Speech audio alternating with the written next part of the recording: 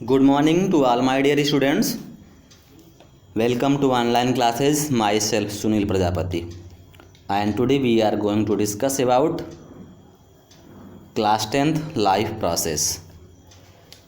इससे पहले मैं न्यूट्रिशन इन ह्यूमन बींग्स को 4 पार्ट अपलोड कर चुका हूँ और इससे पहले चौथा पार्ट चल ही रहा था कि अचानक लाइट चली गई, तो उसी से आगे हम स्टार्ट कर रहे हैं। जो क्लास 10th का पार्ट 4 में जहाँ तक हुआ है उसी से आगे हम स्टार्ट कर रहे हैं। तो ध्यान दीजिए बच्चों कि brushing the teeth after eating removes, खाना खाने के बाद अपने दांतों में ब्रशिंग करते हैं। The plaque before the bacteria produce acid, जिससे कि बैक्टीरिया अम्ल पैदा करे और भोजनोपरांत ब्रश करने से प्लाक हट जाए।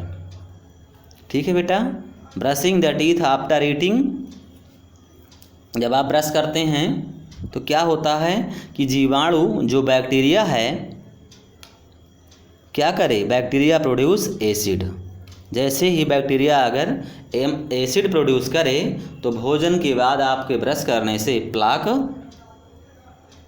क्या होता है, प्लाक हट जाता है। आगे ध्यान दीजिएगा, इफ़ अनट्रीटेड, यानी कि यदि अनुपचारित रहता है, यदि उसका उपचार या ट्रीटमेंट नहीं हो पाता है तो क्या होता है, माइक्रो ऑर्गेनिज्म में invade the pulp causing inflammation and infection.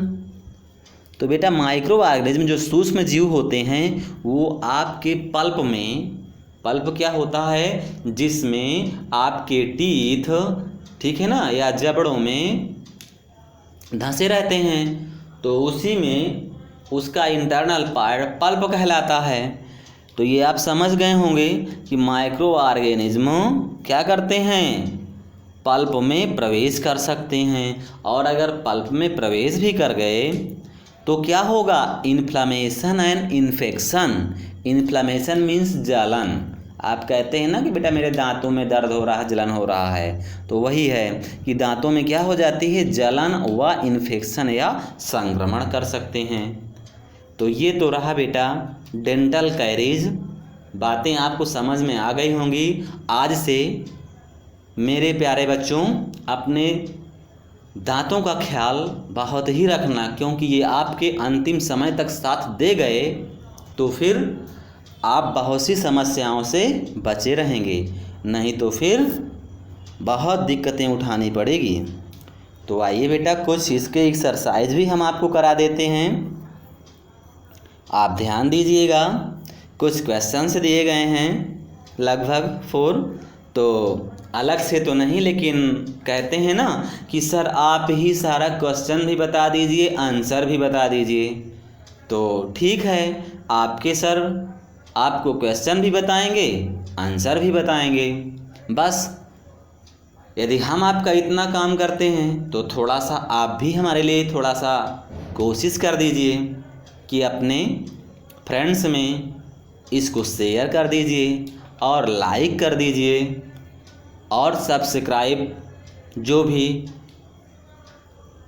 Students ना किए हों उनसे सब्सक्राइब भी करने को कह दीजिए।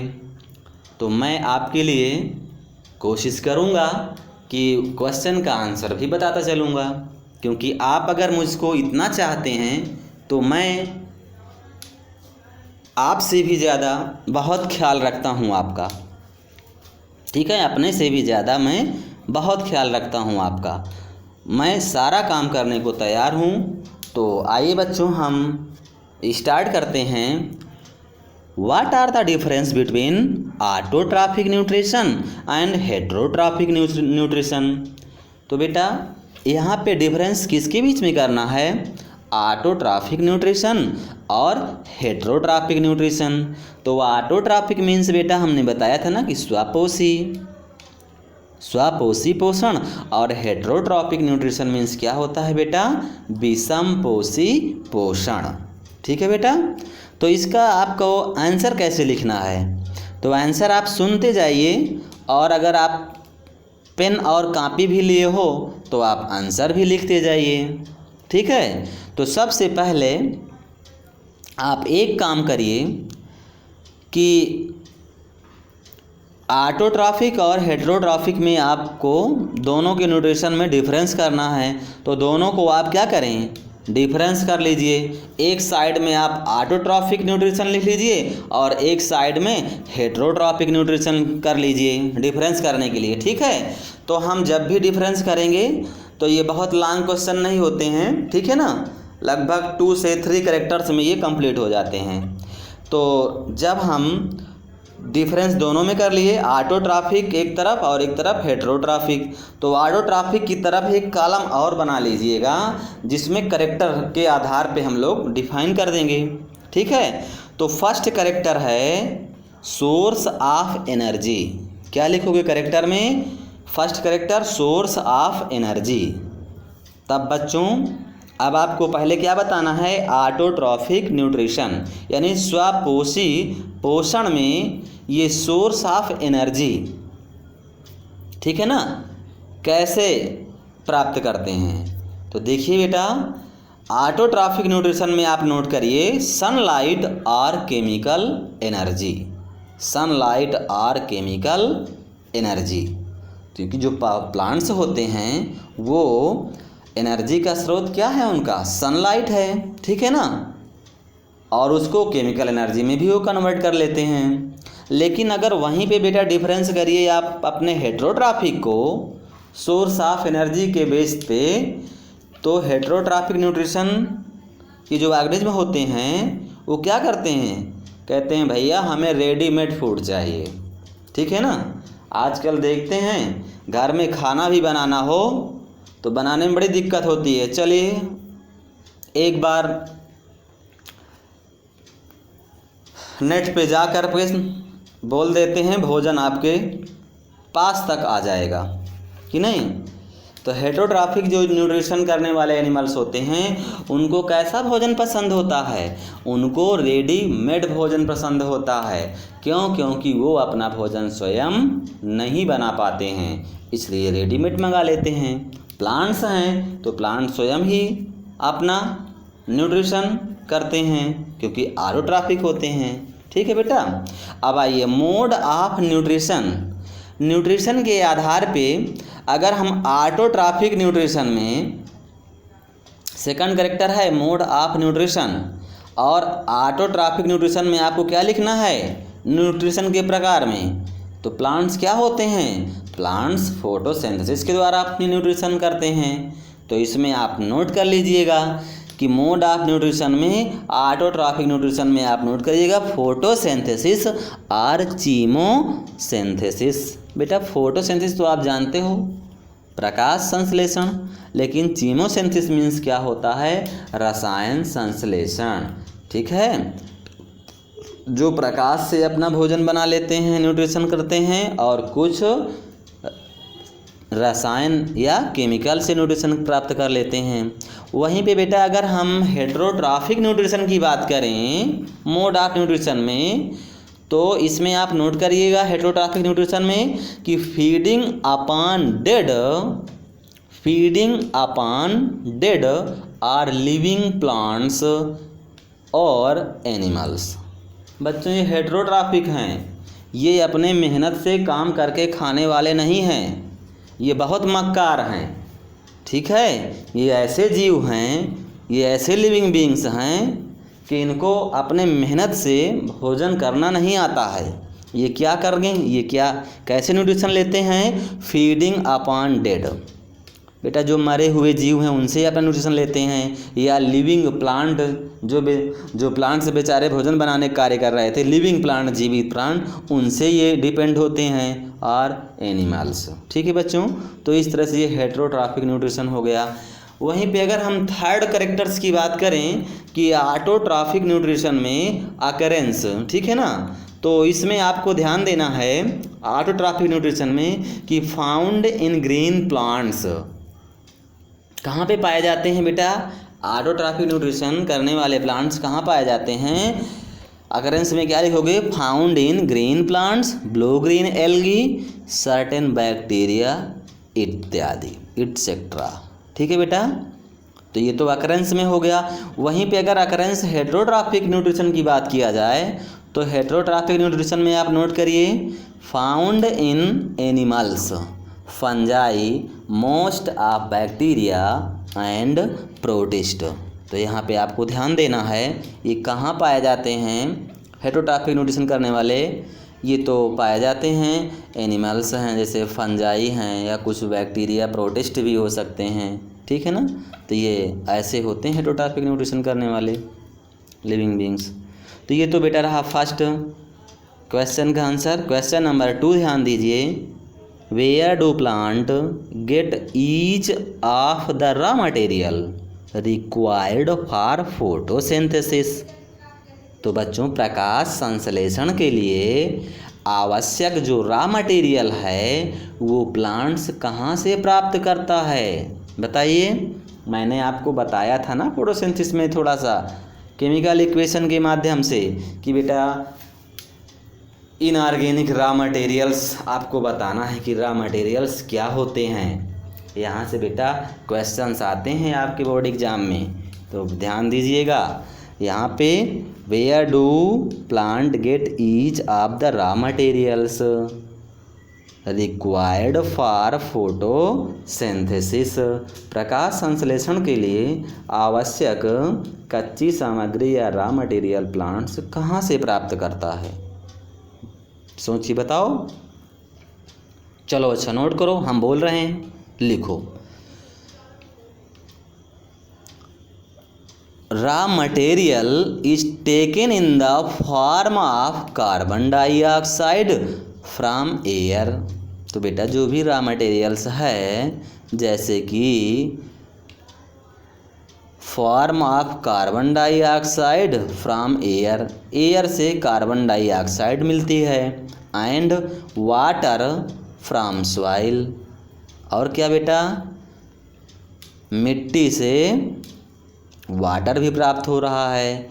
Which is converted into carbohydrates, और वो क्या करते हैं, उसको कन्वर्ट करते हैं उसके कार्बोहाइड्रेट्स को, किस में, कैसे, in the presence of sunlight, किसकी उपस्थिति में बेटा, सनलाइट की उपस्थिति में, एंड क्लोरोफिल, और उसके साथ में ग्रीन कलर का जो पिगमेंट्स होता है, ठीक है, लीफ में, और क्लोरोफिल।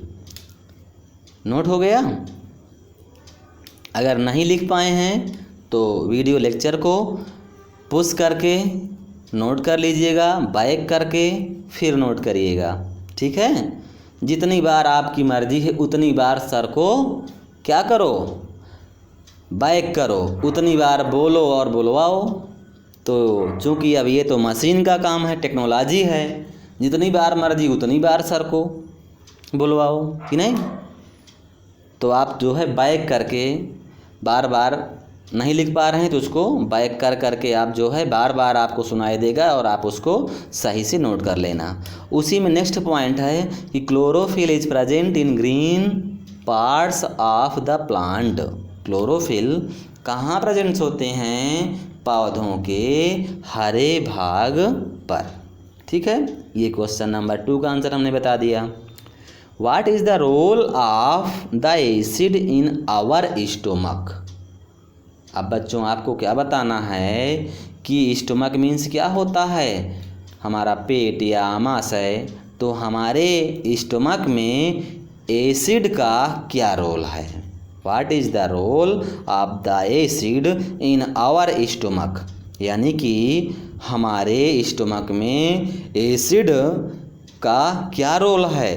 तो यहाँ पे आपको क्या बताओगे बेटा, यही बताओगे ना कि स्टोमक में एसिड क्या करते हैं, मीडियम को एसिडिक बना देता है, जो कि पेप्सिन एंजाइम की क्रिया में सहायक होता है ना। तो नोट करो बेटा, इसका आंसर भी हम बोल रहे हैं आपको। क्वेश्चन नंबर 3 का answer, what is the role of the acid in our stomach, हमारे आमाशय में एसिड का क्या रोल होता है।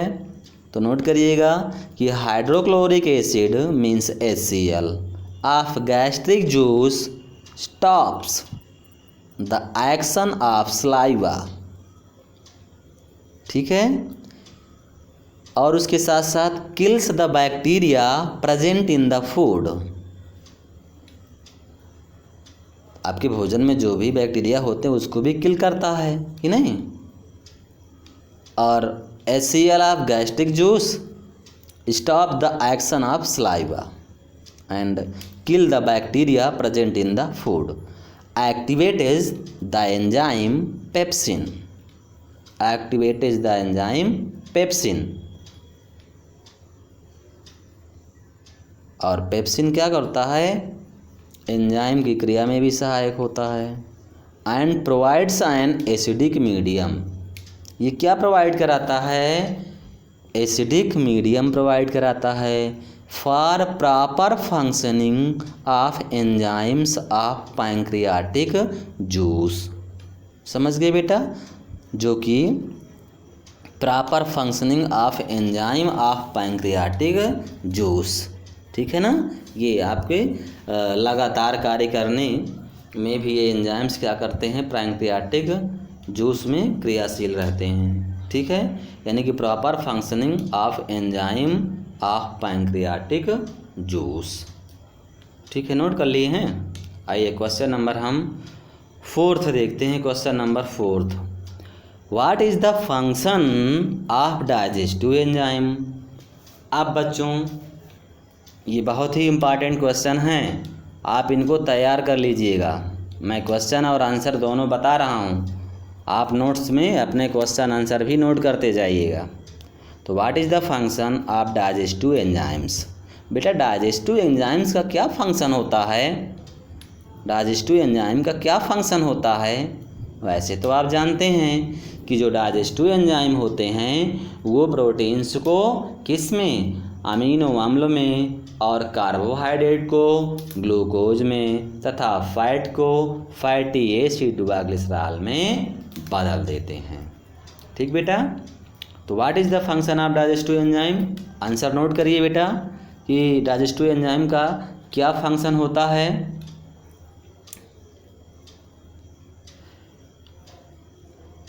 These act as biocatalyst।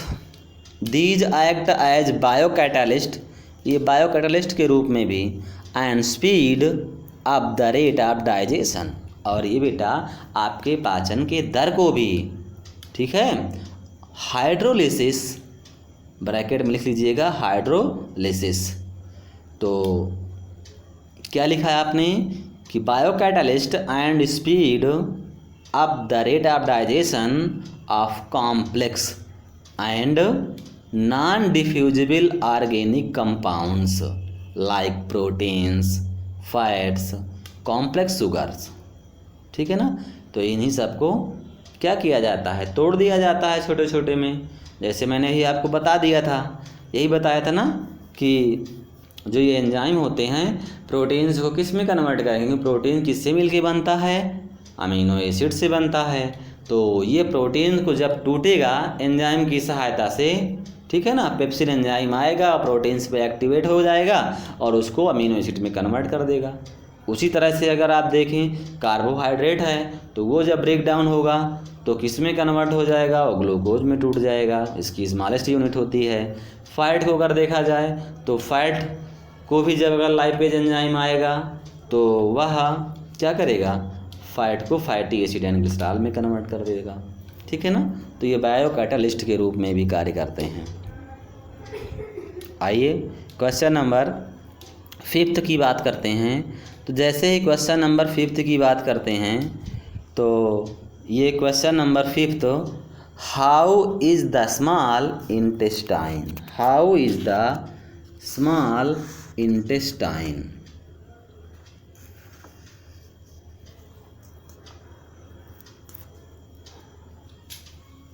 Designed to absorb digested food. तो बेटा यहाँ पे आपको बताना है कि पचे हुए भोजन को अवशोषित करने के लिए स्मॉल इंटेस्टाइन को कैसे डिजाइंड या अभिकल्पित किया गया है। आइए बेटा ध्यान दें। तो यहाँ एब्जॉर्ब डाइजेस्टिव फूड है, पचे हुए भोजन को क्या करना है, डाइजेस्टेड फूड को एब्जॉर्ब अवशोषित करने के लिए स्मॉल इंटेस्टाइन को कैसे अभिकल्पित किया जाए। तो बेटा यहाँ पे आपको डायग्राम बनाना पड़ेगा, और डायग्राम में किसका डायग्राम बनाएंगे, विलाई का डायग्राम बनाएंगे। ठीक है बेटा, किसका, विलाई का। तो यहाँ पे विलाई का डायग्राम आपको बनाना पड़ेगा, जो कि आपके कहाँ, स्मॉल इंटेस्टाइन के अंदर फिंगर लाइक स्ट्रक्चर होते हैं, फिंगर फोल्ड लाइक स्ट्रक्चर होते हैं, और वह जो है भोजन के या एब्जॉर्प्शन के सरफेस एरिया को क्या करते हैं, इंक्रीज कर देते हैं, बढ़ा देते हैं। तो इसका आंसर थोड़ा सा नोट करिए तो आप लोग, how is the small intestine design to absorb digested food. Note करिए आंसर में, फर्स्ट नंबर नोट करिए, इट इज़ लेंथी। कितनी लेंथ, अबाउट 6 मीटर। ठीक है ना, क्योंकि स्मॉल इंटेस्टाइन की बात है। It is lengthy about 6 metres. Second number लिखिए, second point, inner lining has 2 type. Inner lining has 2 types of fold called villi and microvilli. ठीक है ना, तो आपकी स्मॉल इंटेस्टाइन के अंदर 2 टाइप्स के क्या हैं, फोल्ड पाए जाते हैं, जिन्हें आप विलाई या माइक्रोविलाई कहते हैं। थर्ड पॉइंट्स नोट करिए बेटा। थर्ड पॉइंट्स में, each villous has blood capillaries and a lymph capillaries. अब आप समझ गए होंगे, ये जो विलाई हैं ये क्या करती हैं, आपके ब्लड कैपिलरीज और लिम्फ कैपिलरीज तो क्या हैं, ये कनेक्ट भी करती हैं और उसको न्यूट्रिशन को आपके ब्लड सेल्स तक पहुंचाने में हेल्प भी करती हैं। तो यहाँ तक बात आपको समझ में आ गई होंगी। ठीक है ना, ये बहुत ही इम्पॉर्टेंट से बेटा, यहाँ पे क्वेश्चन आपके कंपटीशन में भी बनता है और आपके बोर्ड एग्जाम में ही बनता है। तो नॉर्मली मैं फिर आपको बता देता हूँ कि बेटा जब आपका ये डाइजेस्टेड फूड मटेरियल्स है, ठीक है ना, का जब एब्जॉर्प्शन होता है, कहाँ होता है बेटा, स्मॉल इंटेस्टाइन में होता है। ध्यान दीजिएगा, डाइजेस्टेड फूड मटेरियल्स का एब्जॉर्प्शन कहाँ हो रहा है, स्मॉल इंटेस्टाइन में होता है। और स्मॉल इंटेस्टाइन का स्ट्रक्चर इस प्रकार से होता है कि जो कुल सरफेस एरिया क्या होता है, अत्यधिक बढ़ जाता है, इंक्रीज कर जाता है, जिससे एब्जॉर्प्शन का जो सरफेस एरिया होता है वो इंक्रीज कर जाता है। अतः डाइजेस्टेड फूड क्या होते हैं, अधिक मात्रा में अवशोषित होकर के रक्त में पहुंचता है और फिर इसका वहन सारे शरीर में होता है कि नहीं। स्मॉल इंटेस्टाइन की जो भीतर की भित्ति में बहुत बड़ी संख्या में फिंगर लाइक फोल्ड होते हैं, जिन्हें आप विलाई या माइक्रोविलाई कहते हैं। और ये जो है विलाई भोजन के अवशोषण के लिए एक बड़ा क्षेत्र प्रदान करते हैं। तो मैंने आपको क्वेश्चन भी बता दिया, आंसर भी बता दिया। अब इसके बाद में आपको नेक्स्ट कंटेंट्स रेस्पायरेशन मैं आपको नेक्स्ट पार्ट्स में वीडियो लेक्चर में मिलूँगा। तब तक के लिए धन्यवाद। Thank you so much, love you all.